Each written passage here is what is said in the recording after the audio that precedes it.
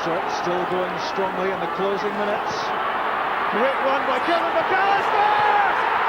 What a goal that is! Delivery's good, there's Hagen. Now McGrillen, he scored! It's Stokes on a hat-trick! Goal number 3 for Anthony Stokes! Ralston saw off Robertson and delivered! Sybil scores! That's the goal! That's the moment! Samuel off and running again. Is it going to be the hat-trick? You know it is. This is Falkirk Daft. So it appears I wasn't the only person hungover this weekend. It appears the whole team decided to be hungover this weekend after getting drunk on a bottle of Cup Fever. Hello, welcome to Falkirk Daft. My name is John McAnally and this is your podcast dedicated to everything to do with the mighty Falkirk Bairns. And joining me to discuss what happened on Saturday and lots of other things, it's the Ginger Gordo Pod, the one-man band of the main stand. It is Ross Wayne. That title's growing, isn't it? It's going to get bigger and bigger and bigger until I run out of things to rhyme for you, Ross. How are you, mate? All right?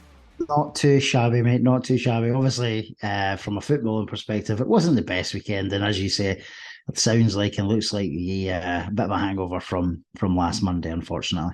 Yeah, we'll get into the game in a bit. I'm having an absolute nightmare, I'll be honest with you. Yesterday, half asleep, turned my car into my wife's car, took most of the bumper off, so that's needing replaced. I'm needing to go through insurance for that. What joy that is. And then I had the misfortune or the fortune, I did the big Scottish football podcast today with Stephen Mill and Ewan Cameron. So I was producing that, so I had to sit in a studio with Dunfermline supporter. So in fairness, though, Stephen wants us to get through to the final and thinks we'll beat Inverness, so that's fair play to him. Aye, fair play to him. Does he also think we'll pip Dunfermline to the league title? No, but I did put this to him, and it's an interesting question, actually. If you were right, now we're not saying it will happen, but just say we get into the playoffs is where we're heading to now. We're all pretty sure on that, right? Hopefully. If you were told at the start of the season that you would get into the Scottish, you could have the chance of getting into the Scottish Cup final, and you would definitely go through the playoffs as opposed to winning the league, what would you choose? Oh, 100%. Exactly. Of course you would. Exactly. So that's a nice positive spin on it. You know, apart from anything, John, if you win the cup, you're also in Europe till Christmas. Very true. So we'll wait and see what happens. But obviously, we'll get into it. There's a lot of things to discuss in regards to Falkirk and the teams surrounding us as the podcast progresses. But yeah, the hangover at the weekend, absolutely. What you got? Any hangover cures, Ross, that you go to? Do you know? I don't know if I do actually. I need quiet space. See if and I mean like quiet space for like 2-3 days, because the older you get, you know what it's like. The older you get, it's not like. Do you remember when we were younger? You could have a night out on the Thursday night, you could be out on the Friday night, out on the Saturday night, and boom, you were banging. Whereas now, one night out is about a 3 or a 4 day hangover. So. That's true. What you need to do is get your body. This is what I would suggest, Ross. Couple of glasses of wine during the week. Just keep the alcohol flowing through the system, and that when you get to the weekend, the hangover isn't as bad.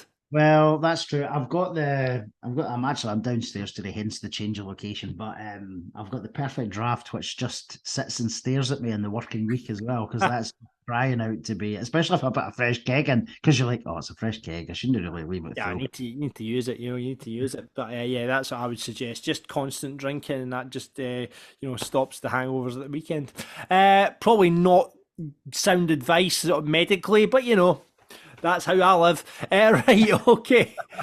Listen, we've got to talk about the big, we teased it last week. Everyone's looking for a bit of merch. Ross, you've come through with it. What merch are Falkirk Daft going to be offering ahead of the league semi-final, the Scottish Cup semi-final? Scottish Cup semi-final. Yeah, so I know you're the creative one, John. You may be able to pop up a fancy graphic here in a second, but yeah, we've got in conjunction with Citrus Office, who have been a big sponsor of the podcast previously. We have Hampden bucket hats, reversible bucket hats, which are going to be coming on sale very, very, very soon. All profits, as we always say, go back to the club. We've got it in my car bumper, never mind the club. Yeah, well, that's true. We need to pay for that now as well, don't we? But no, the bucket hats will be on sale very, very soon. Hopefully, no, in fact, I can't put a time frame on it, but hopefully very soon. Certainly in plenty of time for April the 29th. And yeah, so the reversible, we're getting asked for these for a number of months, actually, for people going on holiday. White on one side, navy on the other, Falkirk Daft logo on each side, and competitively priced. I won't be able to confirm that just yet, but they're competitively priced. And as we said, the profit goes back to the club as well. As well as that, though, John, we have right here, right now, we have 20% off of our merchandise on the alternative web link, which is, as always, is in the description. And it's 20% off absolutely everything until the 22nd of March. And as far as I could tell, we were getting loads of tweets on over the weekend, actually, from people saying, "Oh, I've just bought a couple of polo shirts, I bought a couple of hoodies." So it sounds like Hampden fever is starting to grip, and it would be amazing to see as many Falkirk Daft everything, really. Just because, as you said last week, I think we've got dog bandanas. Not that we'll probably see any of them at Hampden. But yeah, it's great to see, and loads of people getting in touch. So, aye, absolutely banging that there's people getting involved, which is great. Like Ross says, 20% off up until the 22nd. So get involved if you want to get kitted out for the Cup semi. We've got that offer. Click the link below or hit up merch.falkirkdaft.co.uk to get all your Falkirk merch, hoodies, t-shirts, polo shirts, dog bandanas, baby grows, whatever you want. Falkirk Daft, we've got it up there on our merch stall. So get involved with that ahead of the Cup semi. Talking about the Cup semi, obviously we didn't know this time last week, Ross, that we'd be playing the Sunday. Saturday. We kind of guessed that we were going to be the Saturday. What did you make, however, of the kickoff times and the pricing? Obviously, kickoff time's absolutely fine for us, isn't it? In terms of, because we're only half an hour away from Hampden, or the bulk of Falkirk fans are only half an hour away. Tough for Inverness. Is a long way to go. Speaking selfishly, though, and I mean this in the nicest selfish way, is if it is a poor kickoff time, not as many of them might travel, and if it get any advantage we can take to get us to the final, I will take gladly. So yeah, I think the crowd probably was never going to be the biggest anyway because of the two teams that involved that day. I think I'd love 10,000 Bairns fans to be heading through. I think that would be absolutely fantastic. No idea what Inverness will bring through. I did look. They played Hearts in a semi-final the year before COVID, and it was a Saturday lunchtime kickoff, and there was about 2,500 came down from Inverness, so it might not be too dissimilar. So you could be looking at a crowd of about 10,000, 15,000 max, maybe. But do you know what? It is what it is. It won't be the first kind of lower semi-final crowd. We were talking about this on our group chat during the week, weren't we? There's been loads of semi-finals over the years that have had sort of crowds anywhere between 5,000 and sort of 13,000, 14,000 at Hampden. So it's not going to be a one-off anyway. But as we now know, because the Glasgow pair are going to be playing the next day, the money's all pooled, and Falkirk's going to come out it really, really well financially, hopefully on the pitch as well. Ticket prices, it's ranging from, I think it's 28 quid in the south stand, isn't it? 38 quid for the north and west, is that right? So the side stands are north and south. They're £38 for an adult, £18 for kids and OAPs, and then behind the goals, which is the west stand, it's £28 and £13. So a wee bit heavier than everybody maybe thought. I must admit, I wasn't overly shocked, because whenever Rangers Celtic play each other, and it's insane, but the tickets tend to be 40 to 50 quid. So I wasn't overly shocked that it was in that region. It is still quite hefty for a game that's on BBC. I do think it will have an impact. a little bit on the crowd, but I do still think that it's because of the scenario, because of where Falkirk have been the last few years. Everybody's up for this as well. The buses, like the pubs, are all taking buses through. They're all selling out really, really quickly as well. I was speaking to someone who's trying to organise a bus from one of the pubs in the town, and he's had to go up to Tayside to get a bus. Is that right? A lot of the buses in the Central Belt and Edinburgh, and buses coming from Glasgow to pick people up in Falkirk. So yeah, Tayside for buses, which then adds to the cost, obviously, because they've got to travel. So it's a tough one, but it sounds like the Falkirk fans are doing what we always do and coming out, and we're going to back the team. So I assume when the tickets go on sale in the next week or two, I think they'll start to get snapped up really quick. Yeah, I mean, it would be great to take. I mean, I know John McGlynn post air was saying 20,000. I mean, if we could get 12 there, I think that would be a big win for us. Yeah, I think double figures would be fantastic. Yeah. I get it with John, because he's obviously seen the fans coming out 5,500 on a Monday night in a quarter final. So you probably would be thinking, oh, we could take 2-3 times that because everybody goes. But I think a combination that's on BBC, the ticket prices probably will not help a lot of people, and it's a shame. I mean, the year before, it was the Edinburgh Derby and the Old Firm in the semi-finals, and it was 35 quid a ticket. But you look at the state of the country at the moment, and food prices and interest rates are just through the roof. So it doesn't surprise you that it's probably a bit more expensive. But then when you think, well, it was an Edinburgh Derby and the Old Firm Derby, and we're paying beyond that for a Falkirk Inverness. Obviously, we're all going to go because we're Falkirk supporters and we don't get the semis. But you just think that's.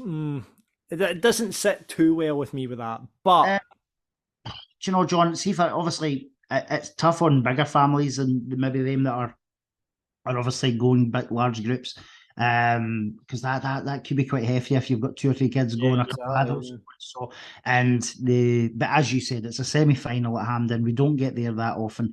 Although our record, if you think about our age group, it's brilliant. The fact that we've got to semi-finals and finals when our dads and grandpas and stuff barely got a look in at a final and a semi-final. But I'd love to get through. And there's a lot of football to be played between now and then, as we said last week.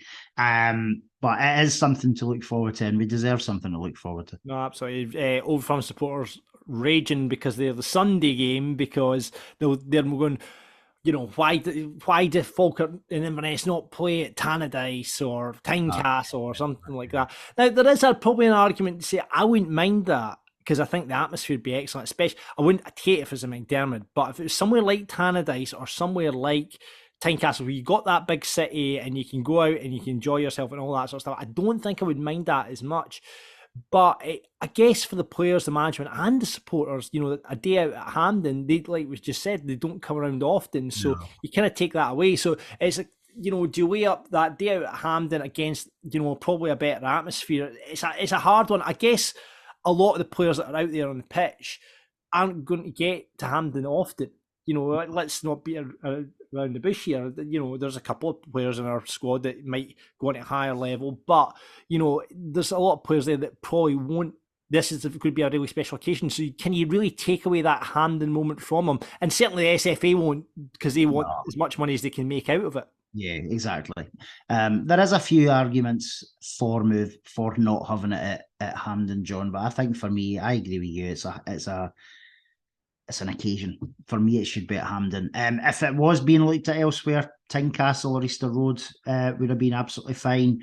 Tannadice probably would have just about, if we're talking about 13,000, 14,000 at a game, then yeah, Tannadice would have been okay as well.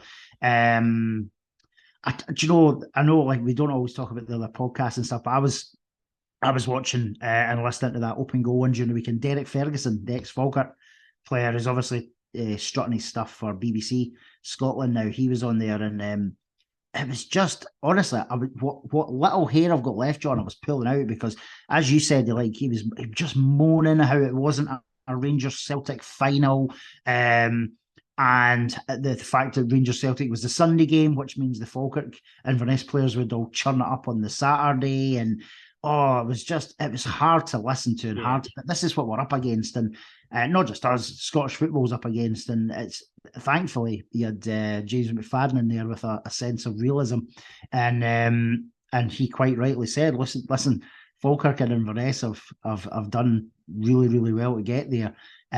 One of the other things Derek Ferguson, I think, said, or it could have been the other lad who's on it, I forget his name. He was like, yeah, Falkirk haven't beat anyone of note.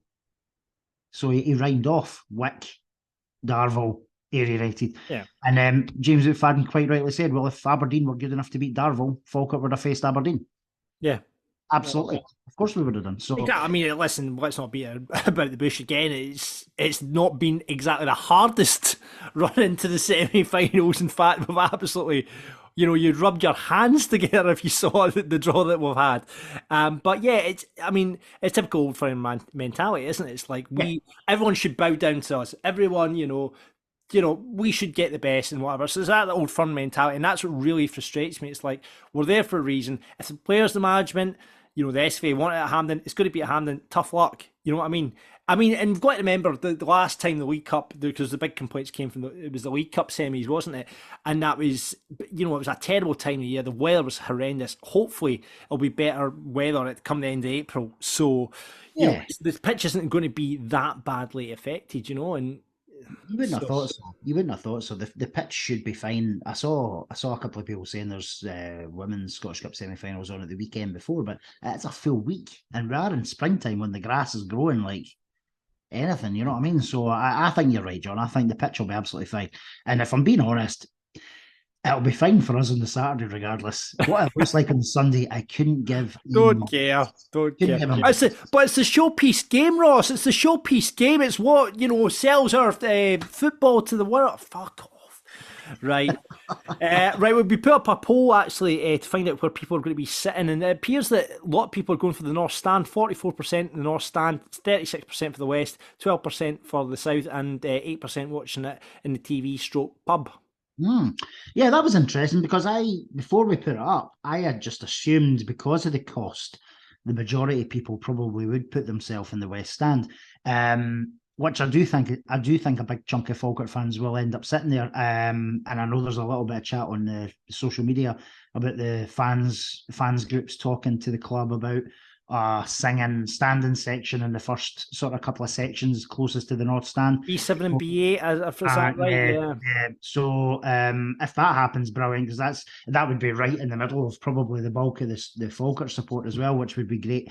But that did shock me a little bit. Obviously, we've talked about it as our group of mates, and we're all going to go for the North Stand. Just we obviously sat there for the cup final 8 years ago, and it's a regular location for those that go to Scotland games as well. So, that did shock me. Not too many voting to say they're going to watch it on the TV in the pub, which is good. But hopefully, as we say, when the tickets go on sale in the next couple of weeks, we'll start to get a flavour to see how, because I think we'll probably know quite early how big the crowd's going to be. Because I always remember thinking back to the Scottish Cup final in 2015 with Inverness, and it was like 4 days after they went on sale, we'd already sold something like 12,000 tickets. And that was because you obviously have your season ticket holder period, and I think season ticket holders could bring an extra person or something like that, or two people. So it'll be interesting to see what the initial rush looks like. Because I think what did we end up having at the cup final? About 18 or 19,000 in total. So it's about 37,000 in total there, wasn't there? Yeah. So that, in fact, we could have ended up having more than 20, mate, because obviously we outnumbered Inverness quite clearly on the day. But that'll be amazing. As I said, get to double figures. Couldn't even care less what it looks like to those watching on the TV. And let's face it, it's going to come the day of the semi. You'll have all the usual suspects on social media and in Scottish football saying, "Oh, look at the crowd at Hampden." As you say, shouldn't give a shit. As we're there, they're not. It's jealousy, and that's what it will be. It'll be jealousy, and I'd love to get through. Absolutely. We were toying with the idea of doing a Falkirk Daft live show ahead of the cup semi, but yes, we chatted to a few folk, and we just thought, do you know what? I think it's going to be too much because of the early kick-off time. We were considering doing a Falkirk Daft live show, getting a couple of guests on, bit of chat, but we thought maybe it's a wee bit it's going to be a bit too much because people will be wanting to get up early the next game day and head to football. So we are toying with a Falkirk Daft live, and Ross put up a poll, and 63% out of 459 people said they would love to come along. So watch this space is what we're saying, Ross. Indeed, yes. You and I have talked about it for a little bit of time previously. We've kind of earmarked a potential venue in the town as well, but we'll not say too much on that. I think you can probably guess where it is in the town. But a big Bairns fan might be helping us with that. So, but yeah, I think that's a phenomenal response. And granted, and we did say, to be fair, in the poll, listen, there's obviously, it's not a free event. It would be a cost to cover the guests and production costs and stuff like that and venue. But whenever we do it, and I know obviously we think we will, it'll just be a timing issue, and you never know when it might be. You never know. Exactly. But just before we move into club news, I just want to point out something. When we can get a wee dig in at Dunfermline, we like to get a wee dig in at Dunfermline. Did you see James McPake's tweet across the weekend? I think we all woke up to some weird situation on Sunday morning, didn't we? Where James McPake was on Twitter. Yep. It was very strange. A Dunfermline supporter named Average White and Enjoyer, interesting. Todorov must be shagging McPake's daughter or something, he's put, and McPake jumped upon that, and fair play to him, because, when people troll you and whatever, people kind of step back. But McPake maybe came in a bit too heavy-handed here. He said, Dunfermline fan or not, you're an absolute wanker. My kids are 9, 8 and 3. Come away from social media and come into the club and say that. It turns out the wee guy, I think he was like 16 or something like that, and he quickly went on and apologised for it. But it just goes, you can't, when you don't know backgrounds and all that. I mean, he's obviously said it in jest, not knowing ages of. I'm sure he didn't mean any of that, knowing James McPake's family or anything like that. But it just does go to show you, don't play the big boy, because they'll come and get you. Absolutely, and that individual Twitter poster in the lead up and post the game at Easton Park was in particular, young laddie. They don't know what they're saying half the time. Although there is a consequence, as you've just said, John, to whatever you write on social media.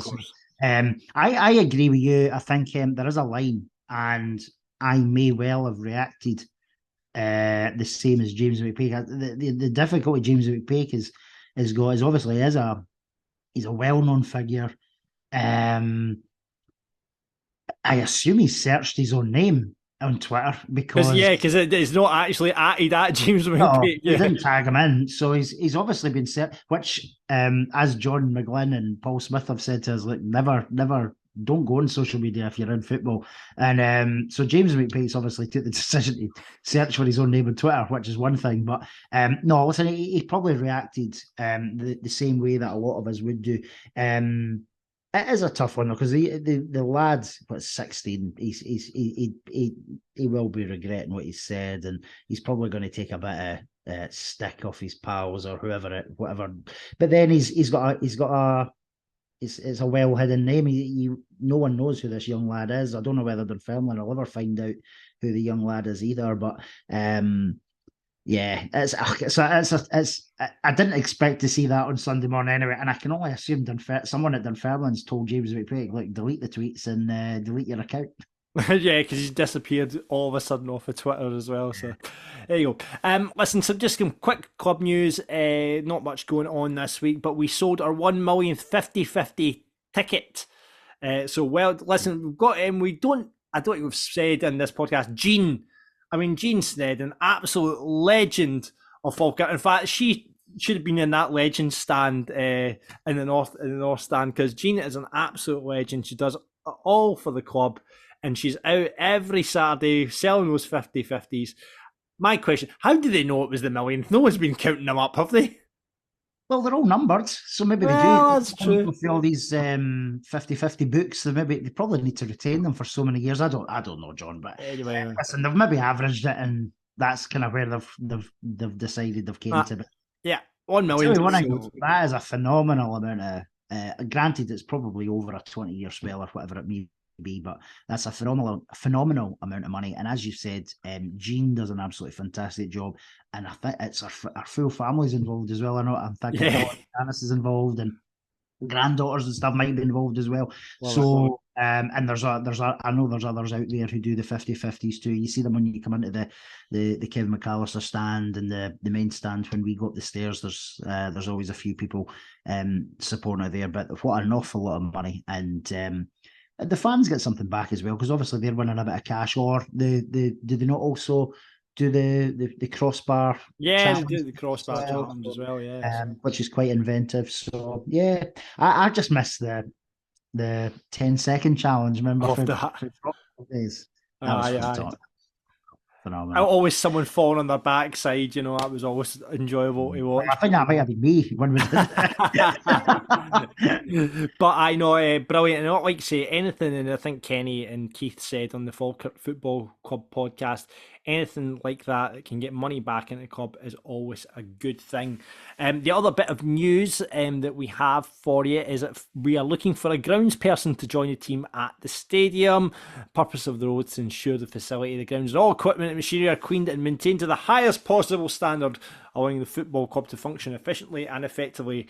Reporting to the club's manager and CEO will be part of a small team of ground staff at the Falkirk Stadium. So if you find... Right, we just got cut off abruptly there. My Wi-Fi died in the house. However, something very comical just happened, Ross Wayne. What happened? Well, I wasn't sure if it was me, so I thought, well, I'll phone you. So I've just went to my phone, typed in John, and then I've just thought I've just hit, and it was John McGlynn phoned instead of you. And however, thankfully, no dramas, no issues, but we're back. We're back on. I love that. What was his reaction? What was your reaction? No, listen, because I'm obviously expecting you to answer, and you didn't. So I'll need to do a wee apology text very short. That's brilliant. I'm surprised you could get him off the phone. Like you just asked, sorry, John, wrong number, and then he just went on for about 4 or 5 minutes asking himself questions. Amazing, absolutely amazing. I love that, absolutely love that. So we're in the middle of talking about the 50-50, 1 millionth ticket sold, and just saying, you know, as Keith and Kenny said on the Falkirk FC podcast, anything that can go into the club and any initiative like that puts money back into the club is great. So fantastic. I can't believe you called John McGlynn. That was brilliant. There you go. You should have celebrities on your phone, Ross, don't you? Right. Another thing just to mention, if you're looking for a job at the moment, Falkirk have got one on the go. You can be join the grounds team there. They're looking for someone that's maybe got experience in maintenance, cleaning, and site management. So the job is advertised up on the Falkirk Football Club website. So if you fancy that, that'd be quite a nice wee job on that, wouldn't it? I noticed it never said cutting the grass, because that would be. But yeah, no, I think the guys who, and we've met them before when we used to hire the pitch, didn't we? The guys that kind of run the stadium, the ground staff, they're brilliant guys, and they look after the place, keep it clean, keep it tidy, probably do 1,000 jobs that you don't normally hear about. Yeah. And but you know what? It'd be kind of, not that I've got any experience in that trade whatsoever, but it would be kind of cool being in a bit. Give up the mortgage game, Ross. Go on, go and do it. Yeah, I don't know if my wife would be happy with that. I would just never leave the stadium. That's very true. That is very true. Listen, let's get into the game. We've kind of put it off long enough. Every week on Falkirk Daft, I like to get a guest pundit on to chat about the game, and we're talking about Palmerston on Saturday. And please welcome to Falkirk Daft, it's Jack Shuttleworth. Jack, how you doing? Brilliant, guys. Thanks for having me on. It's brilliant to be here. No problem. Good to have you on, mate. Good to have you on. You were actually at Palmerston on Saturday. Neither me or Ross made it, but we'll get into the game in a bit. But first, we need to ask you the questions we ask everyone. Jack, how did you get into Falkirk in the first place? Yeah, so I mean, just born in Falkirk, and was just taken along to Brockville from a very young age. So I've been following Falkirk for about 20 years now. The 03 season was my first season, and was taken along by a lady called Gillian Hardy, and she took me along, and it was great. and I just loved it. Loved Brockville. Just always it's just how those early memories just stick in the brain, and I loved it so much. And then we unfortunately moved down to Ayrshire and into Bolton and Ayrshire, and then my father just thought, oh well, he'll grow out of it. He'll start supporting a local team or something like that, support United or Kelly, and no, just always stuck. Moved back up here, so. And then 2 years after that, I joined the Navy. So I've been a Bairn in exile basically for the last sort of 15, 20 years. So this is really my first season of being able to go to the games and stuff like that. So that's how I got into Falkirk. What an interesting story. And how are you finding it, like being a season ticket holder and being back in amongst it? Yes, it's great. I think I was really lucky with my seat and everything like that. Like I went in and got the early one, and obviously I was just looking about for a seat, and it was like a seat just on its own, and I just thought, I'll just go grab that, just get stuck in, and just landed in a really good spot around great folk and everything like that. And I have to say that they've just been really welcoming in that, so I can't praise them enough. You're over in the main stand beside us now, Jack, are you? I am, yeah. I couldn't tell you what section it is, but it's near the Kevin McAllister stand, but it is the main section. Aye. Brilliant. Well, listen, good to have you. And I mean, what a mental first season to be back and watch Falkirk as well. Obviously pushing. Well, we'll say the championship, but that's kind of gone now. But playoffs there, Scottish Cup semi-final on the horizon. It's not a bad season to come back into, especially because we're winning games. Well, lads, I don't want to say it's down to myself, but I mean, I know it's been fantastic. It's been just some great results, just some great games at the stadium as well, and just some great goals. It's been it makes you think that it's like this every year. You know what I mean? But it's been really good. I wish exactly. Right. So, who's your favourite Falkirk player of all time, then, Jack? So, just touching on what we talked about before, because I wasn't able to go to a lot of the games. I mean, down in Ayrshire, I feel like I went to every Kelly game we had in the Premiership and that, and down Somerset Park a lot of the time. But for me, growing up, it wasn't about how the players performed; it was how they made you feel from a distance. And I have to say, the one that stuck out for me was Darren Barr. I just thought he was fantastic. I just loved him so much. The style of play he had when I was wee, I just wanted to be Darren Barr. You know what I mean, boys? So I know a lot of folk can say that, but Darren Barr. I think that's the first time we've had Darren Barr. I know it, and you know what? He's such a. When you think about like ball playing centre halves now, and the way he came out with the ball and distributed the ball. I remember, obviously, he was the last Falkirk player to be capped for Scotland as well as a Falkirk player, which was unbelievable. I went to, I think it was Northern Ireland, we played in a friendly, and I went specifically to Hampden that night just in the hope they'd get off the bench. I just remember when he came off the bench, I was like, that's a Falkirk player playing for Scotland. It was unbelievable, absolutely unbelievable. That's a great shout, Jack. Absolutely brilliant shout. Right, then let's talk about Queen of the South on Saturday then, shall we? Jack, you made it down. Ross, you were watching it on the telly. Yes, I had Lewis for company in my ear. Yep. Lucky you. And, unfortunately, I didn't catch any of it. Caught up in the highlights, watched Twitter, and had Sky Sports Centre on. But yeah, not great. We thought it might happen, did happen, is that cup hangover as Queen of the South went on to win by a goal to nil.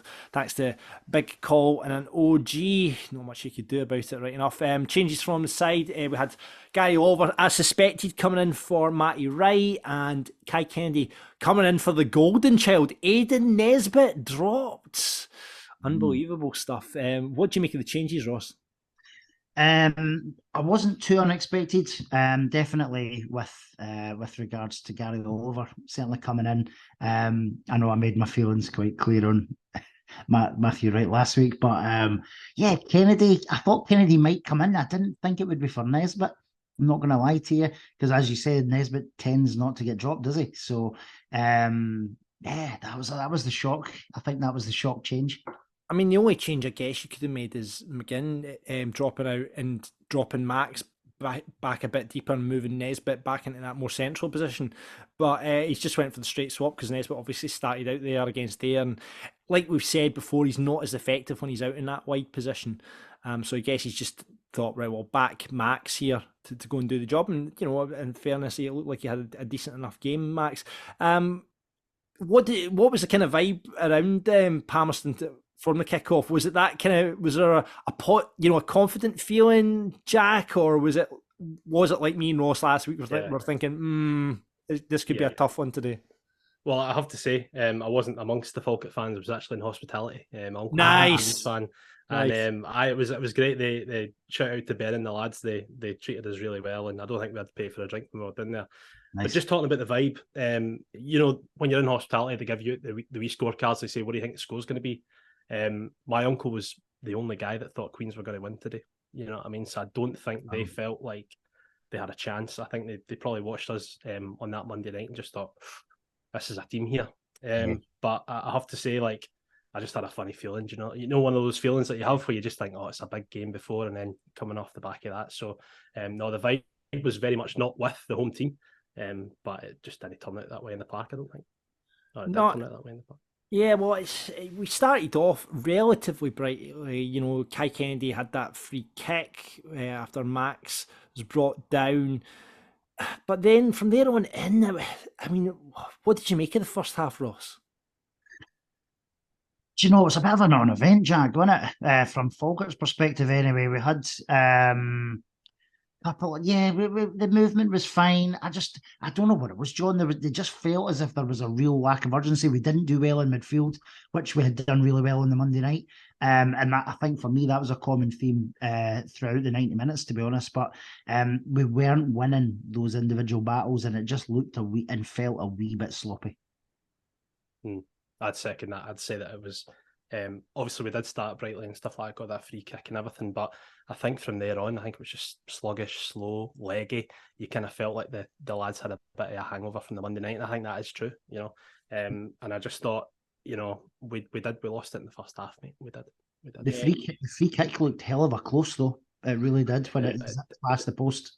Yep, it did. We were at the other end for that, but it you know, we all got a wee bit excited when that went near it. But I know it was definitely close. I mean, Rudy Payton, as ever, causes all sorts of problems, doesn't he? For any team in that league, you know, he's a player that gets you goals.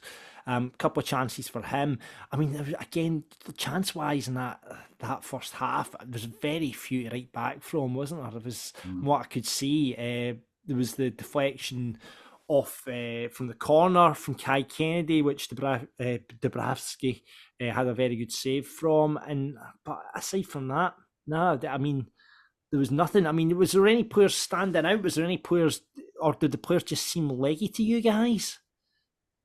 Well, I think you've got to give a special shout out to Max. I thought Max was probably the only light in that first half. I mean, he was going in, he was winning stuff, and he was just creating things, and you can just tell he's a player, can't you? Do you know what I mean? So, he definitely stood out. I think. Do you know what? I think hot take here, lads. I think Stephen McGinn just needed a wee rest that day. Yeah. I just didn't think he was up for it. Yeah. But yeah, those are my players that definitely stood out for that first half.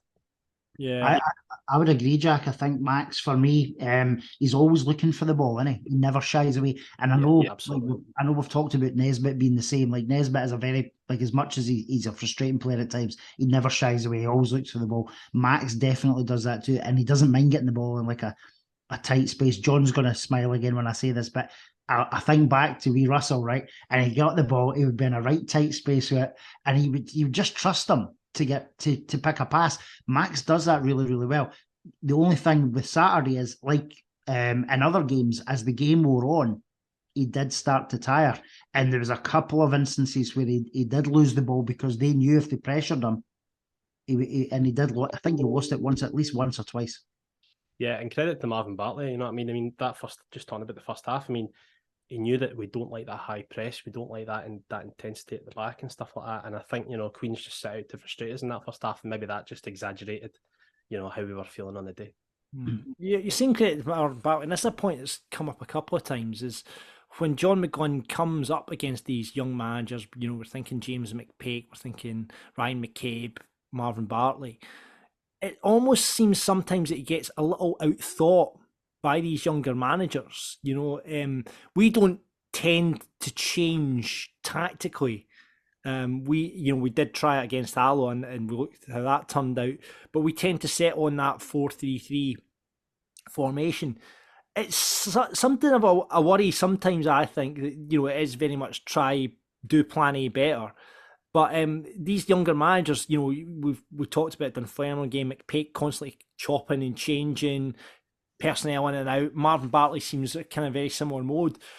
Do you think that that's just a wee bit of a chink in the armour from John McGlynn? Or am I just looking too deep into it? I don't know. I mean, it's hard to say, and it's hard to say. I think maybe because we're talking about John McGlynn did change. I mean, it's the same setup, but the players bring different things individually. That's why he put Matty Wright up front against Ayr and stuff like that. So I think he does change, but I think his philosophy is if it's a winning team, we keep the winning team. You know, we try to keep the momentum and give the players confidence and stuff like that. So I don't know. I think you might be onto something there, John, about just being out thought, and maybe they've done their research and they've got something to prove, and they're trying to do that. It seems to be a lot of the younger managers, you know, like the ones I mentioned there, they'll do like, you know, maybe John McGuinn's a bit more old school, likes that settled formation, likes that settled team, but these younger managers, it's like, you know, when you were playing Football Manager back in the game, chop and change your formation, put it into different ways, try different things. But Marvin Bartley seemed to get his tactics spot on. The goal came, obviously, in that first half. Cole Donaldson's not had a great week. He's not had a great week. He did have a great week against, you know, giving away the penalty against Ayr. And then there was nothing really you could do about the own goal, was there, Ross? I felt really sorry for him with the goal, because obviously it wasn't great defensively in terms of the build up, but I felt sorry for Cole because there was literally nothing he could do. It was so close to the line. It's obviously hit off the post and in, but as you've said, it's not been a great week for him because of that. I thought he did okay otherwise. Like, he always has a wee mad moment in a game where you think, why are you doing that? Just clear it. In the most, he's a fairly solid guy. And I know I've said this before, but I'd far rather have him in the team than not. Yeah, I don't think he's our best defender, best centre-half. Brad Mackay, though, has played very well, I have to say, this season. Changes made at half-time then to try and combat it in the second half. McGinn, McCann and Henderson going off, Sean Mackey, Finn Yates and Aidan Nesbitt all coming on. Those changes that you would have made looking at the bench, Jack? It's hard. I mean, it's hard to say. I mean, I do think he was right to bring McGinn off. Hendo as well. Hendo just looked a wee bit sloppy for me. But I was really impressed with the changes, I have to say. Nesbitt came on and he just did his thing, just ran about and got nippy, got in there, got stuck in. And I have to give a shout out to Finn Yates, man. I thought he actually played really well. You know what I mean? I had a couple of good touches, was linking up play and stuff like that, and that was really good to see. And I mean, that, I think, apart from the Dunfermline game, that's probably the second worst game I've seen Leon McCann have. He's been outstanding the rest of the season. So no, I think they were changes. I mean, I say I would have made. I know nothing, but yeah, I think that's a fair assessment to make, Guy. Yeah, Ross, what did you make of the halftime changes? Yeah, no, I think it was needed. We needed that spark. Do you know the only difference from Saturday compared to other weeks is because we have been a brilliant second half team, right? Yeah. And whilst we're saying Marvin Bartley outthought McGlynn in the same way that we've said a few times that other managers, they always seem to do that in the first half. But because we've got such a strong bench, regardless as to how we're playing tactically, because we're different, we're able to bring on like experienced personnel. That's where the change then comes in, rather than a formation or a tactical change. It's just we've got guys with experience, we've got guys with pace. And the subs on Saturday, I must admit, I thought okay, I don't know how this will go, but actually it did make a difference. As Jack just mentioned, I thought Finn was great as well. Interestingly, got picked for the Falkirk TV interview after the game as well. So they obviously felt he'd done enough in the game to kind of have a chat with him, and he could well have staked a claim for a starting berth on Friday night, because as Jack said, there's a few tired legs in there, and I think we might need a couple of changes from the off. How did Sean Mackey play at left back, Jack? I'm interested in that. No, he was good. He was doing a lot of overlapping, and he's just a bit more of a physical presence than Leon, I think, as well. And I think we definitely needed a bit of a physical presence against Queens because they're a big team. But I think, I thought Sean was really good at left back.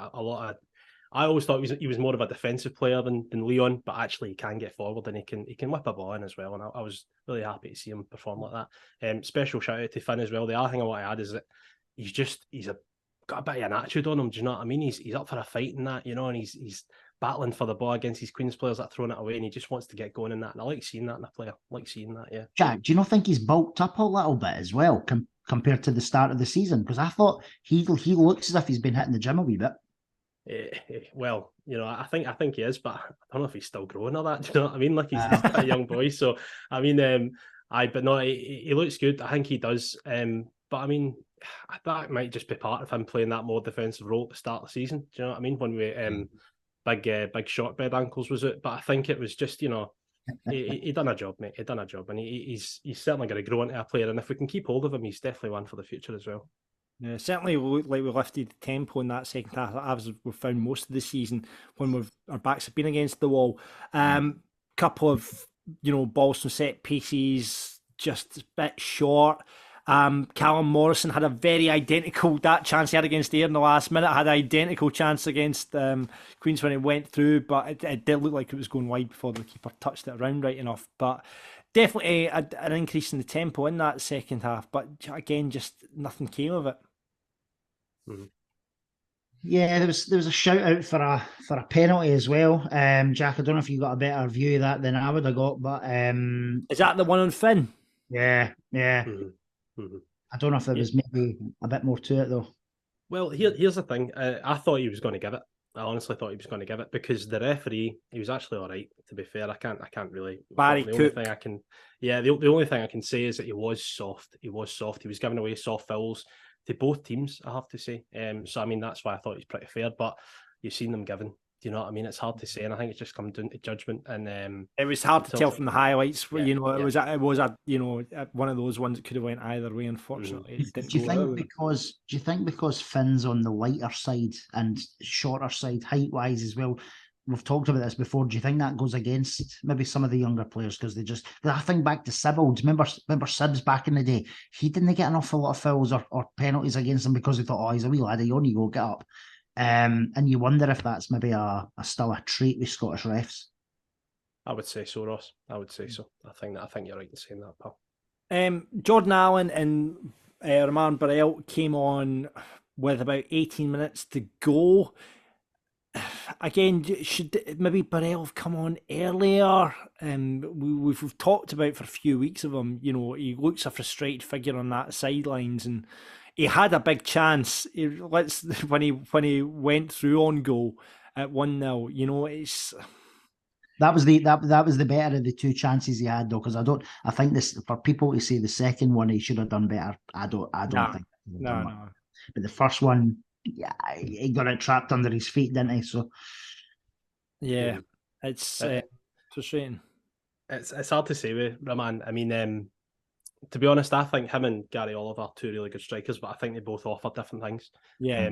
So if I was setting up for a team to play over the top and get balls in behind and stuff like that, so then you've got, Kai and Callan, and you've got Roman in the middle. Mm-hmm. He's really good at doing that, but whereas Gary Oliver just adds something different. So it's chalk and cheese. But no, I think Roman should have came on a wee bit earlier. I think definitely. Jack, see the other issue with Burrell is we're obviously playing. He's not had a lot of game time. Is he missing that like proper match sharpness or clinical finishing that we saw a few months back because he was getting more of a game? I don't really know, mate. I think I can't really tell. I'm only just watching, but I think it's just one of them things that I think because he adds something different, and maybe John's going for something different. He's maybe just not fitting into that team just quite as well as what John thinks he is, or he thinks he can. But I definitely think he's one of the more exciting players we have when we bring him on. You know what I mean? He gets the crowd going as well.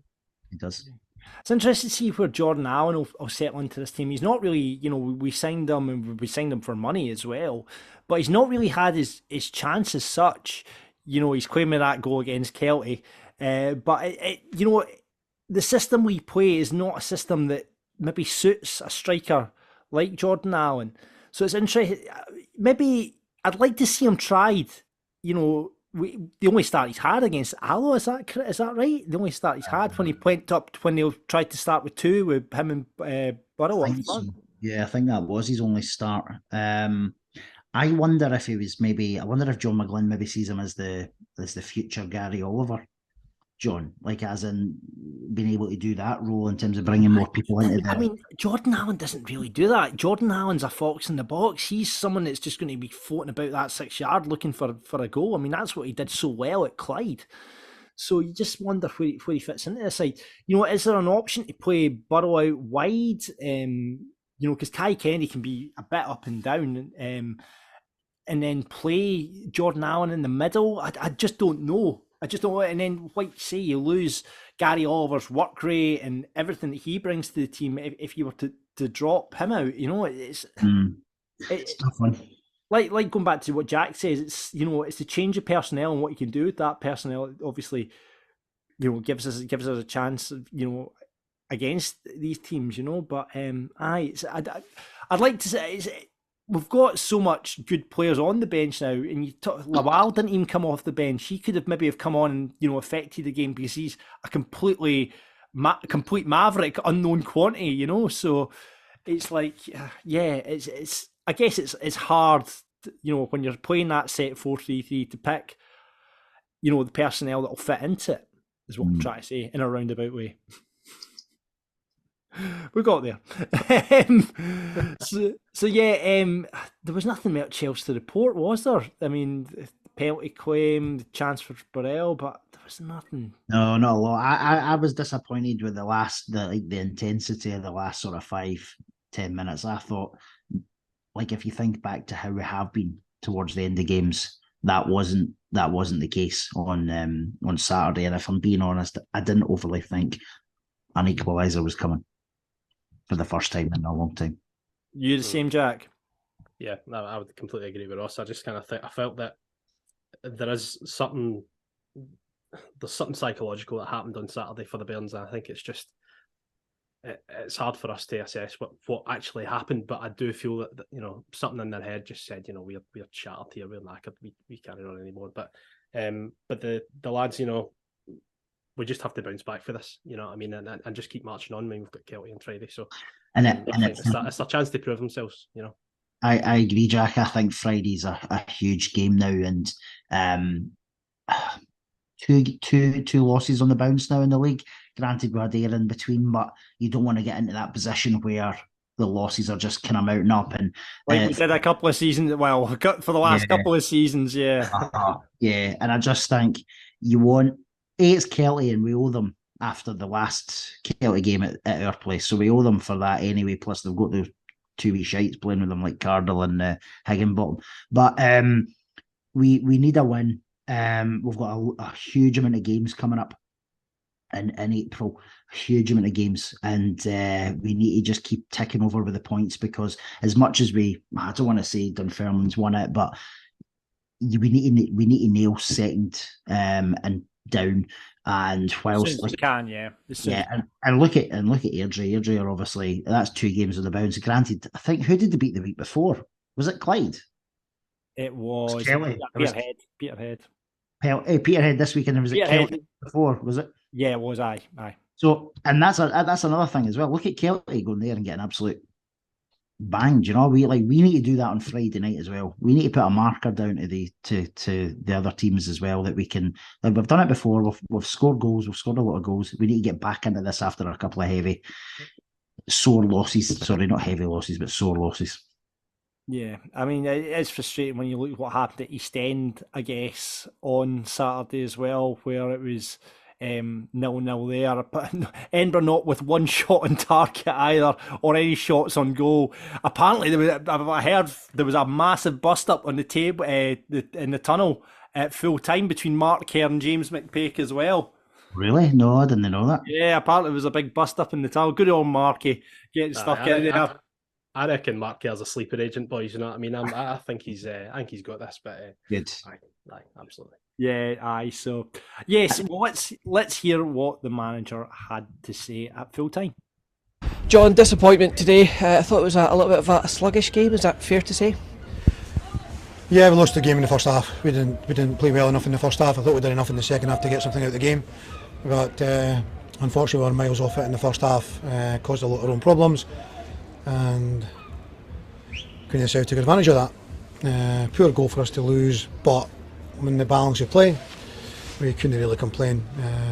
we didn't do well. We didn't start the game well, and we didn't do well in the first half, unfortunately.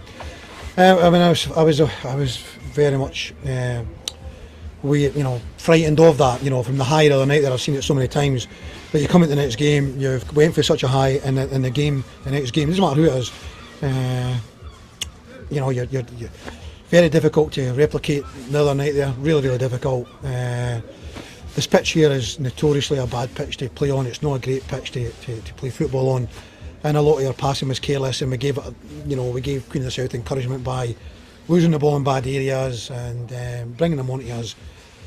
And you see in the second half, we changed things at half time, and we've totally dominated the second half. Although Brian still had to make a save, but we totally dominated, and I thought we did enough in the second half to take something from the game, and lessons to be learned, is that we can't start again like that and play like that as we did in the first half. In the second half, we've controlled the game, and we've got Callum in behind a good few times, got balls in the box.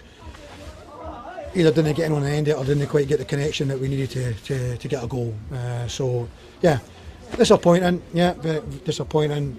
But it's one of these things. Subconsciously you don't mean to play badly. It kind of happens. We try to, change it at half time, put some legs on, some freshness, and I think it helped. With Lizzie coming on, Finn Yates coming on, with Sean going into left back. It just felt it would give us a little bit of legs and a little bit new energy type thing, and a little bit new drive, and I think we got that. And we just couldn't get a goal to take the next step in the game, which was get level, and then go and win the game. So it's disappointing, but we've done so many good things. Again, we're not going to. We have to start again on Monday and get ready for Kelty. That's the next game. There we go. What did we make of what Mr. McGowan had to say, your pal Ross?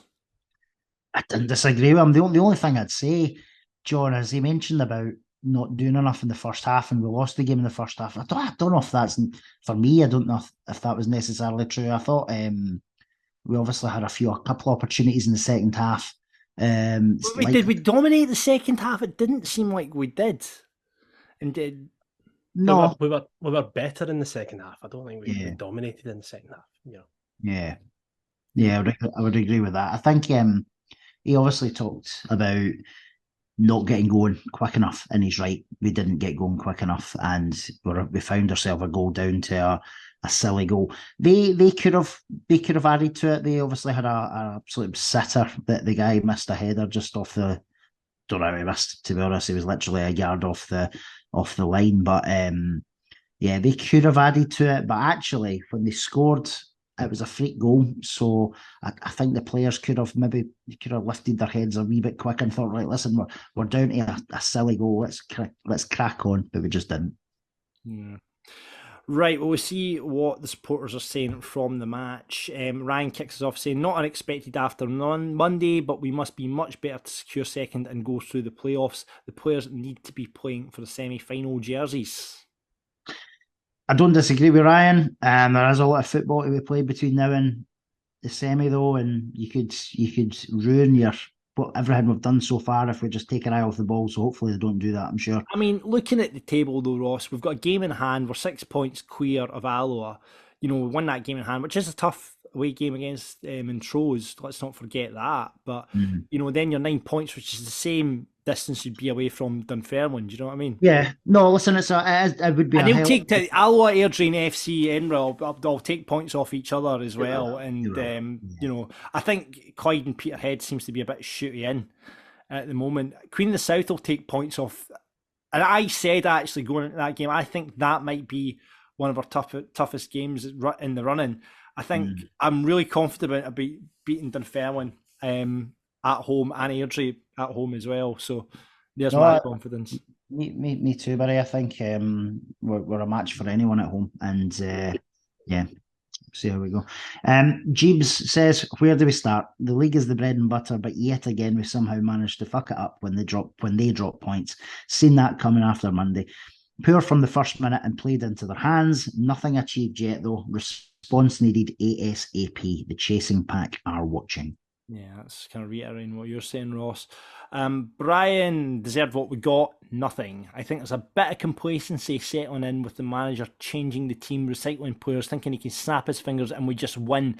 I think he takes unnecessary risks, chopping and changing. His best 11 should always start. End of. I would probably say that 11 that started across the season, maybe Nesbitt aside, was the best 11 that we, from Yeah. I don't know if you could accuse them of chopping and changing the team a lot. I don't know if we do that, to be honest. No.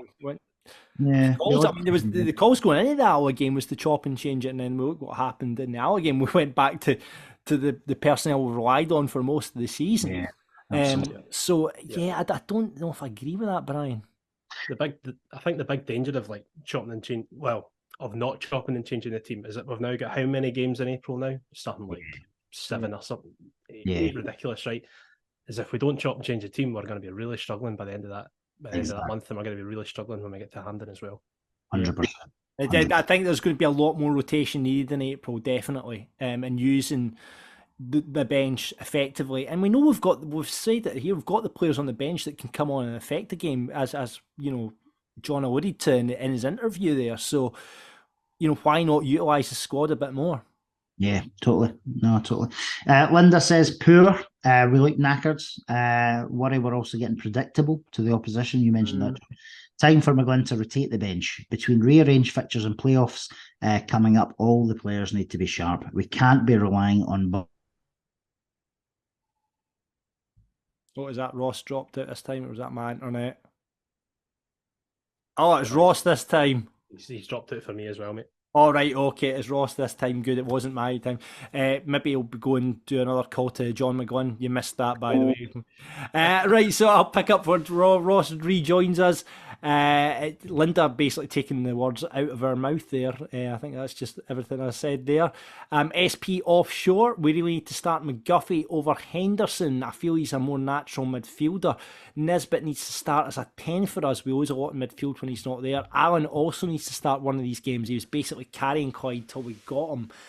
I think the big difference has been actually Big Hendo moving into midfield. I think he's made a big impact and a big difference. Ross is back with us. There we go. You weren't phoning John McGlynn there, were you, Ross? No, not that time. No, not that time. But yeah, McGuffey over Henderson. I don't know if I would go for that, because I think Henderson's added so much physicality into that midfield. What do you think, Jack?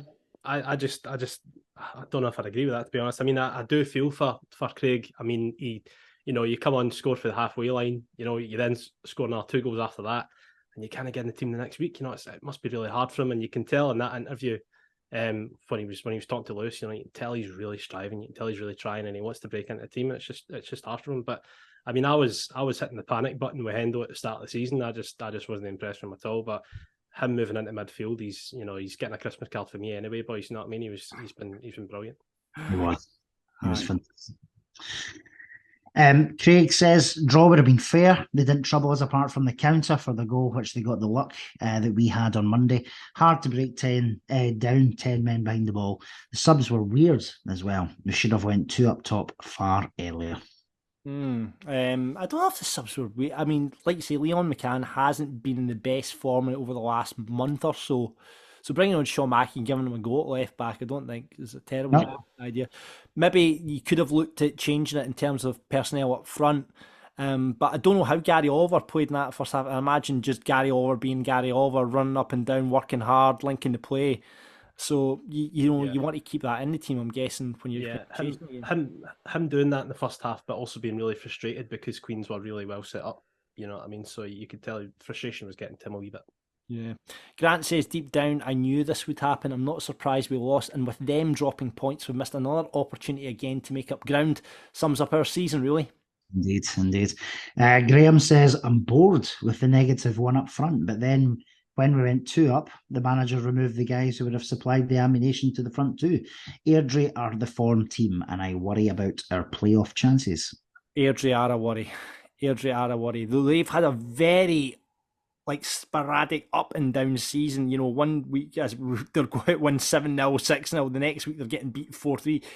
it depends what age you're getting the day. And I think, speaking to the guys OTL, they it's like an absolute who knows what Airdrie will turn up this week.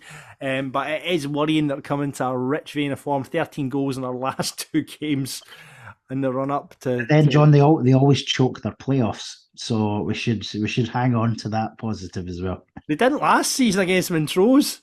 Well, they did after that, though, didn't they? They Well, choked. I don't think we're in any position to. No, we're not. No, we're not. Performance. No, definitely not. David says John McGuinn has made massive progress, but his Achilles heel is not finding a way to make use of all the firepower we have just sitting on the bench. Oliver is just not a natural finisher. Interesting. He isn't a natural finisher, but it's his work. It's such a cat. You can't win or lose. It's there's so many, like you were saying. We've got the options we've got the big physical striker Matty Wright. We've got the boy that likes getting behind, physical, strong, good pace in Roman Burrell. We've got the fox in the box poacher in Jordan Allen, and then we've got Gary Oliver, who does a bit of everything above, maybe not so much getting in behind, but so it's such a hard call, and we have got the firepower there. It's just trying to work out how to use it in the best way, isn't it? Absolutely, yeah, no, it is. And as you say, John, there is a lot of quality in the squad. So I think we're going to have to start seeing it a wee bit more regularly. And as someone said a couple of minutes ago, maybe a bit longer than the last 10 minutes as well. Bairn for Life said, if I'm being totally honest, I never expected us to lose that. On the bright side, Queen of the South couldn't score the only goal in the game, which is true. It was an OG. Chin up and on to the next game. Positivity, I like this. And I like this positivity finishing off from Jake. He says, shite, but fuck it, we're still going to Hampden. Buckle up, sexy. So let's look at it in a positive manner. Right, okay, let's go to our Falkirk Daft rated player of the week. Ross, who are you picking out? I'm torn, if I'm being honest, between the keeper. I thought did well in the most. Do you know, see for his, I'm going to stick with Max. I think I've maybe said him a couple of times now in recent weeks, but I'm going to go with Max. Wee Max gets it from Ross. Who's getting it from you, Jack? No, I have to agree with Ross. I just think Wee Max was delight in that team. He was the thing that was really just really giving it a go. I mean, you wouldn't have thought he played on Monday, you know what I mean, just to start with, but I'm going to go for Max. Another one for Wee Max. We're going to have to tout these up across the season, Ross, and work out who our actual Falkirk Daft player of the season is. Get a wee trophy made up for them and present it to them. I was going to say that the only awkwardness there is, are we giving someone a Falkirk Daft? No, we're not do that. We'll not do that. We'll maybe do that offline. I wasn't at the game, so I won't give you who I thought was. But let's go for Falkirk Dafty, Ross. Well, I think we've got something to share for Falkirk. Yeah, okay. Well, we'll do it. But on the park, who's the Falkirk Dafty? On the park.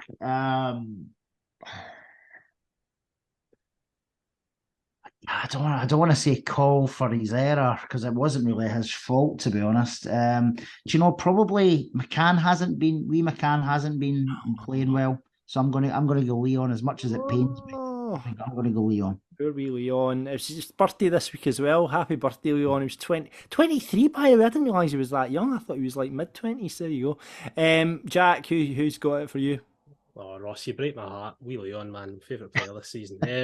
I know. What a birthday present to give the boy, Ross. Falkirk Dafty of the week. Poor wee Leon. Crying himself to sleep as well, him being so young. I think, to be honest, boys, I'm going to be brutal. It's just going to be a call, mate. I just kind of think it was a calamity. The goal was an absolute calamity, but, you know, I think he should have done a wee bit better there.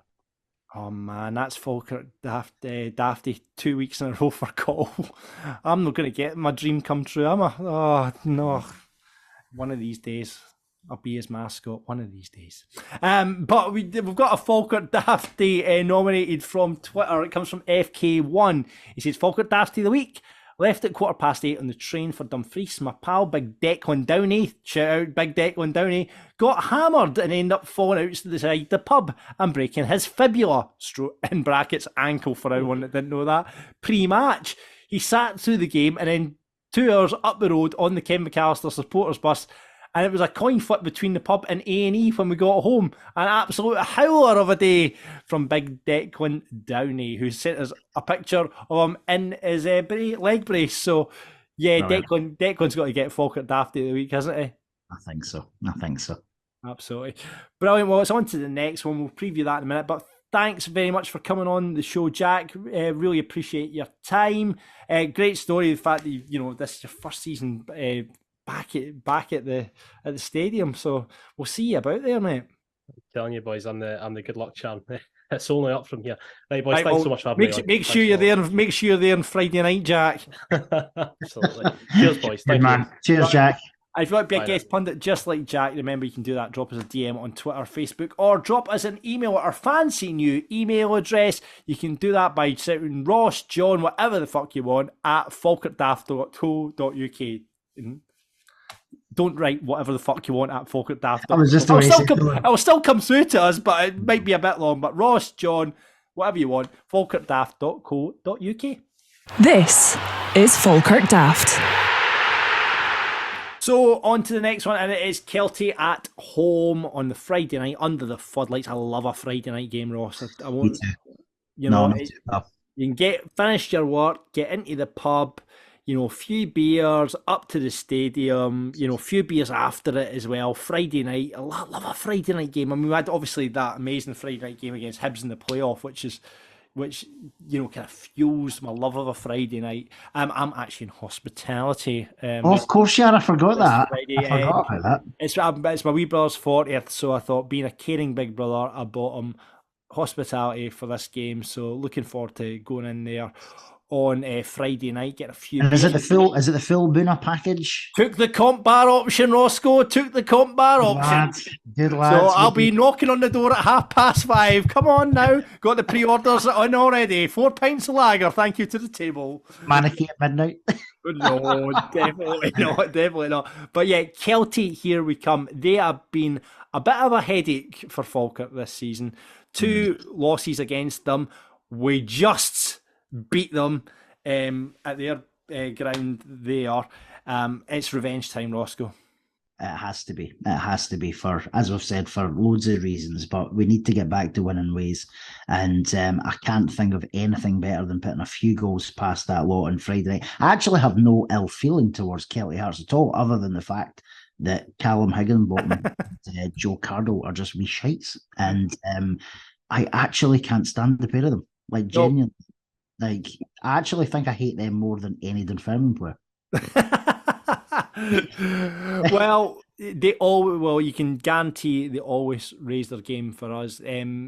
Got beat there at the weekend. They were and scored in the first minute. That Bajoris that plays for them is a bit good. He's a good player. He scored in the first minute. And then Montrose missed a penalty. Rory McAllister missing a penalty there at the weekend.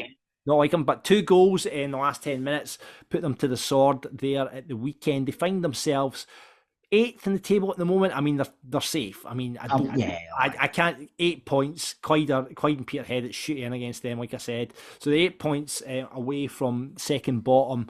But we need to put in a performance against these guys. We need to put them in the sword. Only 6 points out of the last 9 games. The last one was against Queen of the South, actually, on the 18th of February. We just want to do them. That's all we want. Do. It feels like not a lot to ask. I just want to absolutely abuse them on Friday night. And if you're in hospitality and you get a chance to if Higginbottom probably Higginbottom, you see him in the main corridors, just trip him up or something like that. I mean, the big worry from their perspective is Aguiman, who absolutely that first 20 minutes we didn't know how to deal with him. And hopefully, obviously coming up against a very kind of similar player, Akinyemi, against Ayr, hopefully they've learnt that lesson and they just got to go straight on him, straight from the kickoff, because that was almost a undoing against Ayr, and it was certainly a undoing against these boys, because he's big, he's strong, he's powerful. We've just got to learn how to deal with him from the first whistle. I think having Brad Mackay in there will help a bit. I think dealing with that physicality. I think Cole will definitely start in the match as well. What kind of changes do you think you'll maybe see from Falkirk? Do you know, this might be a wild card, John, but see if Lawal is anywhere near match fitness, I would bring him in. And do you know what's triggering my memory? Do you remember he hadn't played much, and then we started him against Queen of the South on that Friday night in December, and he just absolutely shone. And I've just got that in my head, so I don't know whether I'm rose tinted thinking back, but he's as you said earlier, he's a maverick. They don't know him. Very few teams know him. He's got a few tricks up his sleeve, and I'd love to see what he can maybe have a go at them, because I don't think he's actually faced Kelty Hearts yet, just because his injury and then the other games timing wise. So I don't think he's faced them. So it would be great to see how he does. Do you go Leon McCann or Sean Mackey at left back? Given Leon the Falkirk Dafty. No, I know, but listen, Leon's been amazing this year. He has, and he's had the odd poor game recently, but in the most, he's been fantastic. I think I'd still start him. So a few people getting on Blaine Rose back as well, with a bit of criticism coming his way after. I think he's just been really consistent.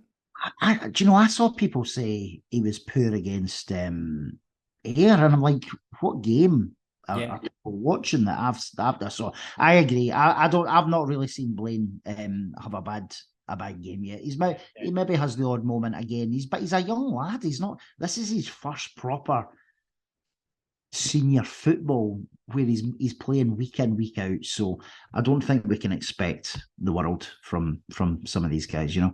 So what's your team for Friday? Kinnear still in goals. I think I think the defence will probably be fairly settled with the usual back four. Well, Donaldson, Mackey in the middle, yeah. Mackay. Sorry, Donaldson, Brad Mackay, Leon McCann at left back, yeah. McCann at left back. I think McGinn might be on the bench on Friday night. I think we could see Yeats get a game. Hendo in there if Hendo's fitting well. Nesbitt will be back in.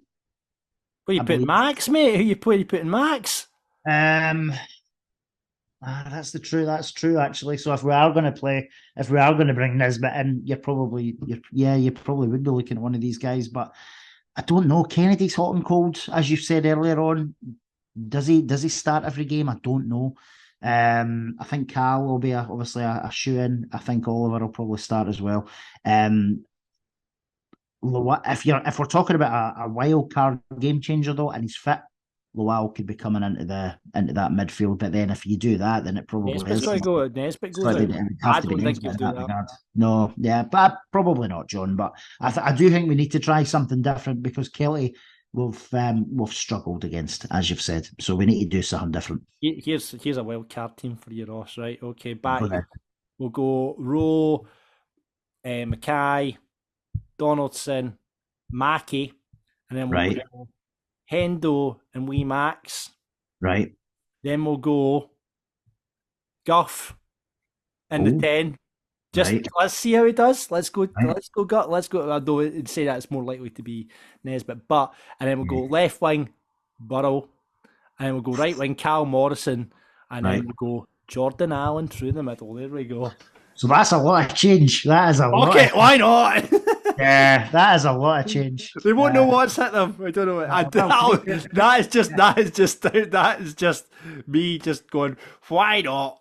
But I don't think that started on the beer before Friday already, have you? Right, okay. One player we should flag up is someone that we've not faced before. Is a guy called Canio Megwa, who's on loan from Hibs. He's been part of the Hibs youth team that have done really, really well in places like Borussia Dortmund and stuff like that. I think they did really, really well in the kind of under 19 level in Europe.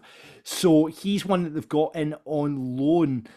He's even been part of the first team squad at Hibs, so it'll be interesting to see what he's like. But he certainly he had his first game there at the weekend. Apparently was stood out amongst it. Obviously Nathan Austin we know really well. I think he's due a goal against us as well. So we'll wait and see. And we know Tidser will be in there and thereabouts. Higginbottom hates us. Cardle hates us. So they will raise their game, and we've just got to deal with it. We do. And it's a home game. Hopefully a good crowd in again. Another 4,000 plus crowd would be great. Obviously, we're probably not going to be too many travelling over from Fife.